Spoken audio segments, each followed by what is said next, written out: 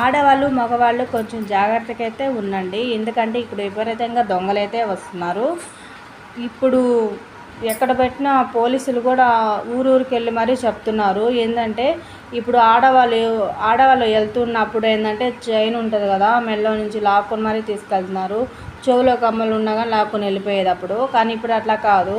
ఒక క్లాత్లో అయితే పౌడర్ లాంటివి వేసేసి ముఖానికి ముక్కు మీద పెట్టేసి స్మెల్ పీల్చేసుకున్నాక తర్వాత బాడీ అంతా అసలు పనిచేయదు. తర్వాత కళ్ళు మాత్రమే పనిచేస్తుంది. ఒక 5 నిమిషాల దాకా మన బాడీ అయితే పనిచేయదు. అసలు కదలలేము, ఏం చేయలేము. చూస్తుంటాం వాళ్ళు ఏం చేస్తున్నారు మొత్తం చూస్తుంటాం కానీ అసలు మాట రాదు, ఏమీ రాదు. ఇప్పుడైతే అట్లాగైతే జరుగుతుంది. ఇప్పుడు పోలీసు వాళ్ళు కూడా ఊరూరికి వచ్చి మరి చెప్తున్నారు. మా ఊర్లో కూడా చెప్పారు, ఇక్కడ కూడా జరిగిందనమాట. అందుకోసం మీరైతే కొంచెం జాగ్రత్తగా ఉండండి. రోజు ప్రయాణించేవాళ్ళు, జాబ్ చేసేవాళ్ళు అయితే కొంచెం జాగ్రత్తగా అయితే ఉండండి.